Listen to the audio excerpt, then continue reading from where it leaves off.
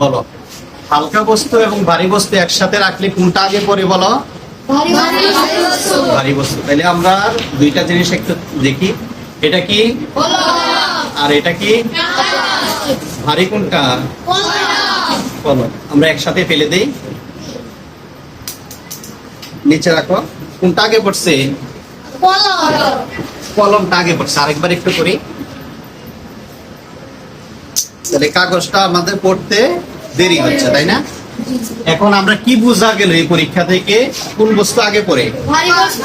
ভারী বস্তু। এখন দেখো, আমি শুধু হালকা বস্তুটাকে একটু চেঞ্জ করি, এটাকে একেবারে ছোট করে একটা গোলাকার বলে পরিণত করলাম, ছোট্ট একটা। হ্যাঁ, বস্তু কি চেঞ্জ হয়েছে? কাগজ, এখানে কাগজ আগেরটা আছে কিনা? কমছে কাগজটা? কাগজ কি পরিমাণে কমছে কিনা? কাগজ যা ছিল তা আছে না এখানে, কিন্তু শুধু আকারে একটু পরিবর্তন হয়েছে। আগে লম্বা ছড়ানো ছিল, এখন এটা গোলাকার হয়েছে। এবার দেখো একসাথে ফেলি, তাহলে কি হচ্ছে দেখো।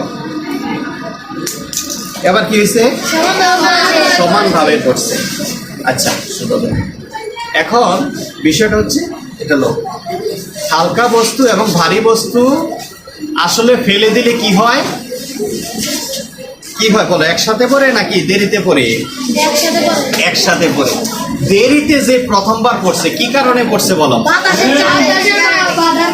বাতাসের বাধার কারণে। হালকা বস্তু এবং ভারী বস্তু যদি বাতাসের বাধাটা না থাকতো, তাহলে এই বিষয়টা একসাথে পড়তো। কথা কি বুঝছো?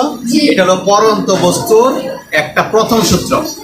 একটা পরন্ত বস্তুর সূত্র আছে, যে কোনো বিনা বাধায়, বাতাস যদি না থাকে, কোনো বাধা যদি না থাকে, তাহলে হালকা বস্তু এবং ভারী বস্তু একসাথে মাটিতে পড়বে।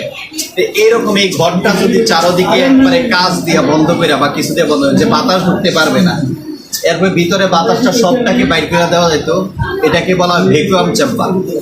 এগুলা করতে অনেক টাকা খরচ হয়। এগুলা করার পরে এটা একটা পরীক্ষা আছে, তোমরা ইউটিউবে পাইবা, এরকম যে ভ্যাকুয়াম চেম্বারের মধ্যে হালকা বস্তু এবং ভারী বস্তু একসাথে করছে। সর্বপ্রথম বিজ্ঞানী নিউটন একটা পরীক্ষা করছিল, গিনি পালক পরীক্ষা বলে।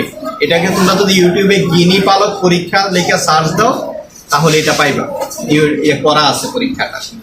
নিউটন এই পরীক্ষাটা করছিল সর্বপ্রথম। গিনি হলো একটা ভারী ধাতু, আর পালক তো বুঝো, পাখির পালক, হালকা না? এই দুইটা জিনিস একসাথে প্রথমে পড়ে না, কিন্তু বাতাসটা বাইর করে দিলে দেখা যায় একসাথে পড়ে।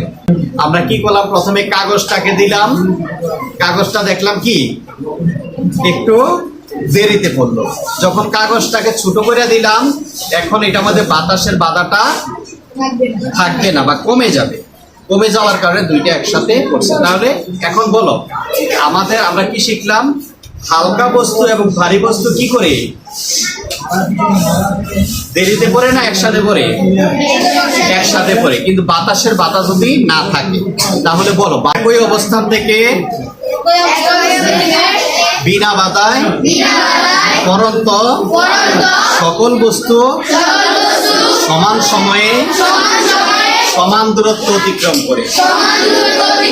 মানে একই স্থান থেকে বিনা বাধায় সকল বস্তু সমান সময়ে সমান দূরত্ব অতিক্রম করে। এটা হলো কি? পরন্ত বস্তুর সূত্র। পরন্ত বস্তু কি? আচ্ছা, তাহলে এটা তোমরা এখন একটু খাতায় লিখো।